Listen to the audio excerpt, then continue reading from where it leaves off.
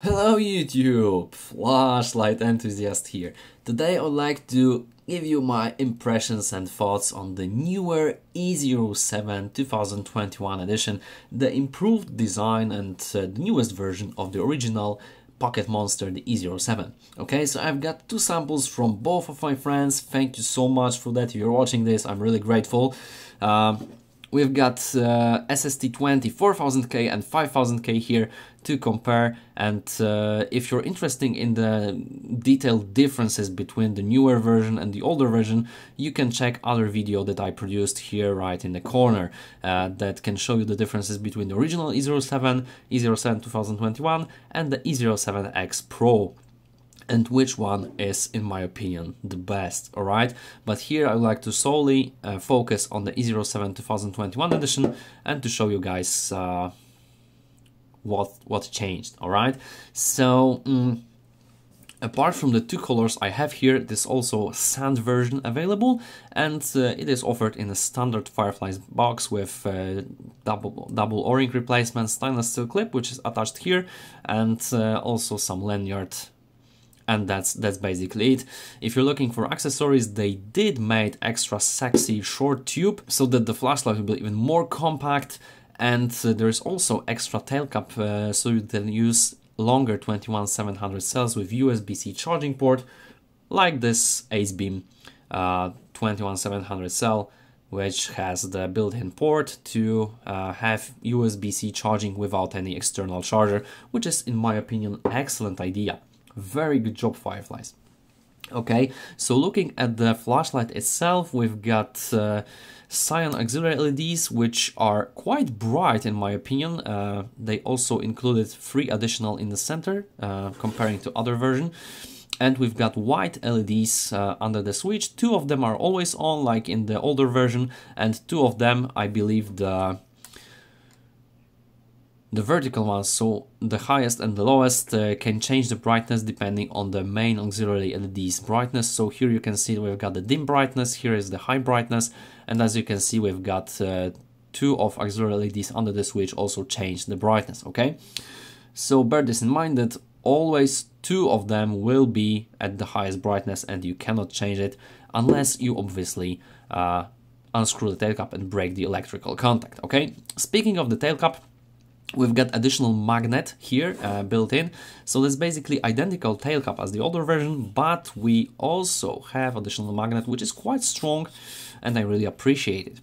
Okay, in terms of threads, we've got nice, well lubricated, square, well machined threads. This is excellent job, Fireflies, I really like it, but unfortunately I have to say something about the O-ring because it is a little bit too large for that particular tail cap, and as you can see it got pinched. Okay, so be careful with that. If you can see that your O-ring does not fit properly, just not go by force, but rather push it through with some toothpick or something like that to accommodate it nicely, rather than go by force, because you can damage this one and you will have to use the replacement that is in the package. Okay, so this is definitely not the first case of such thing in Fireflies. I have similar cases in E07X Pro and E12R where the O-rings was just too large and maybe the lubrication was not enough to accommodate the O-rings, so bear this in mind. In terms of battery, I have the X-Star 21700 cell, but my tests were done by the Samsung 40T because it does feature a little bit more performance in terms of brightness, but overall capacity is pretty similar. Okay, so down there we have similar tube, so triangular threads from the head side. I'm not sure why, but definitely use the tail cap side because these threads, rectangular one, are much more durable than triangle ones. So yeah, similar design like the original one. And we've got the spring bypass here on the head, similar.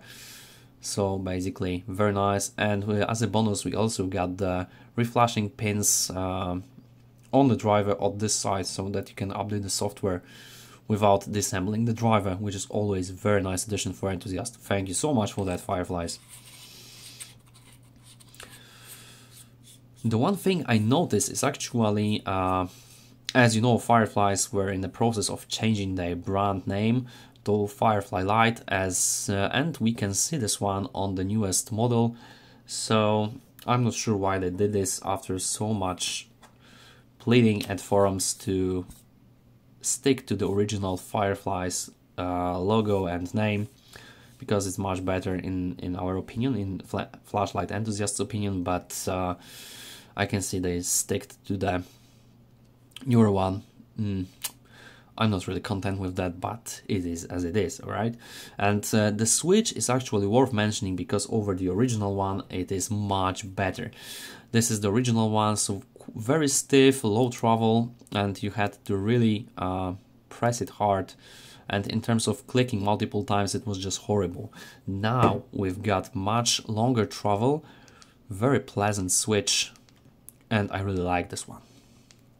It is very pleasant in terms of user experience and tactile feedback, and you can definitely feel that you're clicking, okay? So multiple clicking is not a problem anymore. Definitely good. It is still Anduril 1, I'm not sure why, but it was a decision by Fireflies, so it's still good. And if you like to know the full manual, you can check my tutorial of Anduril 1 right in the top right corner, but I would just focus on some main features. But looking at the optics here, it is 20-degree optics, so slightly narrower than the original one, but the beam is still quite pleasant. We've got big hot spot in the center and quite smooth transition to spill, so very nice in my opinion, much better than the E07X Pro, and you've got tight hotspot and very smooth transition, almost 180 degrees. So they still stick to the very good optics in my opinion. There's glass protecting this one and stainless steel bezel, so very, very nice indeed. And we still got the Lanyard attachment here on the massive cooling fins. Bear this in mind, you can attach the Lanyard either here or to the tail cap. I definitely recommend doing the first thing, because it's much more reliable than clip that is press fit. You can just throw it away by accident. And well, I didn't show you the magnet strength, but it is definitely doing well and managing its function. So both vertical and horizontal can be sustained. Very nice indeed. So let's just go through the UI real quick. This is quite easy. So one click for on, one click for off. If you are in the off position, hold the switch to go into the lowest mode, then hold the switch to increase or decrease the brightness. Both is a step ramping and stepless dimming. And then obviously you can always double tap for turbo mode or max ramp, depending on what state you're in. From off you go double tap to max ramp, and from on you go double tap to turbo mode. Bear this in mind, okay? And obviously you can also change the voltage of the battery by triple clicking from off, 1, 2, 3, 4, and short blink means 4.0 volts. Alright guys, so if you're interested, how's the performance doing this one, let me show you. So here are the Lumen measurements I got with the SST20 5000K version. If you need any longer time, please proceed. And here are the Lumen measurements with SST20 4000K. Again, pause the video if you need more time. Bear in mind that this flashlight will become extremely hot if operating an extended time in turbo output. So bearing this in mind, let's proceed to the runtime graphs real quick. Alright, so here is the turbo output first of the 5000K version. So as you can see, I measured around 5800 lumens at start, and then the first 5 minutes, well, let's face it, it's a little bit of a joke, you know, the thermal regulation sucks really here. But looking at the zoom in the top right corner, as you can see, we've got step down right after 24 seconds from over 5500 lumens, with gradual step down over the next 30 seconds to around 1400 lumen level. And then, as you can see in the main graph, the output fluctuated between 1400 lumens and around 3500 lumens, and then the fluctuations again and again.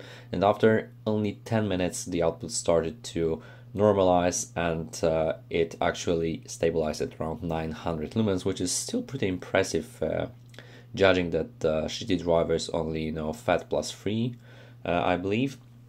And the body did achieve 60 degrees Celsius with the thermal limit set to 70, so pretty good actually in my opinion, pretty close to the set limit. As in Anduril, it is pretty standard to have, you know, lower temperature achieved than the set limit, unless you reset the turbo repeatedly. So we've got total runtime of around 1 hour and 25 minutes. All right, and now the max ROM, similar 5000K version, Fireflies E07 2021. Here we've got 2160 lumens measured at startup, and as you can see, unfortunately in max ramp we also have some fluctuations for the first 5 minutes, and then the output started normalized, but we've got a really weird peak down after only 27 seconds in max ramp, from over 2000 lumens to around 473 lumen level after 4 minutes and 41 seconds. Alright, so this is definitely a little bit weird, but it is as it is. It is definitely a cause of thermal regulation inside the driver, maybe some you know, thermal sensor is too close to the shelf. I'm not really sure, but it is pretty similar in other Fireflies with those FAT+3 drivers. So I think this is the case of the driver itself. Alright, and here again the body achieved 60 degrees with thermal limit set to 70, so pretty good, and stabilized around 750 lumens, so a little bit lower than in turbo output because of the heat. Alright, so this is pretty obvious. And here we've got the 4000K version turbo output. Here, as you can see, because of the LEDs being less efficient, we've got even more fluctuations, and the turbo also lasts a little bit shorter. Here we've got a step down after only 14 seconds, and the max output measured is 4400 lumens, so substantially lower, but again the CRI is much higher, so there's always a trade-off. All right, so the output started to normalize after 10 minutes, and we've got around 500 lumens of regulated output. I believe this the curve is much flatter than in case of 5000K lumen version, but again this one has achieved only 55 degrees Celsius in terms of thermal heat, with similar limit set, okay, so 70 degrees. And there it is, the max ramp 4000K lumen version. Here the fluctuations are massive, as you can see here, and the step down occurred after 27 seconds from 1529 lumens, and the next 15 seconds dropped it to 287 lumen level, and the fluctuation started. And here also again around 500 lumens of stabilized output, and the body did achieve only 50 degrees Celsius with 70 degrees Celsius thermal limit. So pretty vast difference, huh? Alright, so let's just go to the forest and show you the beam shots of this E07 2021 edition. Let's go. First the 5000K version, let's ramp it up. This is max ramp and turbo, bang! This is the amazing output, almost 6000 lumens. Notice the hotspot is still quite defined while remaining this flooding effect still on the sides. Easily hitting the trees down there around 200 meters. And illuminating really broad area on the field. Notice that it starts to step down just a little bit. I'm sure you will notice it in just a second, but still impressive output, and judging the lower temperature outside around 0 degrees Celsius, it can sustain the turbo output much longer than in the runtime graphs. But as you can see, it dims down, and you can definitely see it right now. So let's reset it in just a second so that you can see the difference. Wow, that's really wow. And now the 4000K version, again max ramp, and now the turbo output. So similar beam pattern, but much more pleasant to your eyes. Also hitting tree line there pretty easily. But the output is much lower, 4400 lumens, mind you, at turn on. And despite the low temperature outside around 0 degrees Celsius, this one still starts to ramp down pretty quickly, and in the second you will notice that the output that is actually there is just a fraction of the initial output that you can hit by double tapping the switch. So yeah, definitely dimming again, and this is very dim actually. So let's reset it to turbo output again, and bang, and that's what I like with these high power illuminations. Sheer banana face. Alright, let's sum it up. I'm really content with this upgrade of the E07 2021 over the original one. Definitely some key improvement that we're addressing some key points that not only me but other reviewers and enthusiasts were actually communicating to Fireflies, and I'm really glad they did listen to us. So obviously I would like to see much better driver that won't, you know, give those fluctuations of brightness over the first 5 minutes, but overall the performance in you know, the turbo output, the wow effect that this flashlight can bring is definitely amazing. And overall sustainable output for such shitty driver that is here is still quite impressive. So definitely good quality, quite nice price, and you know, some basic functionalities that will cover most of Enthusiast's needs are covered here. So definitely recommending this one to you. I'm pretty content with this one, and I would like to see some future updates with better driver, but for now on, definitely good job Firefly. So stick with that and continue your improvements. So guys, if you enjoyed the video, please hit the like button, hit the subscribe button for more videos to come to support the algorithm. If you have any questions for Fireflies E07 2021 model, please leave them in the comment section down below. As always guys, thank you so much for watching, and we will see you in the next one.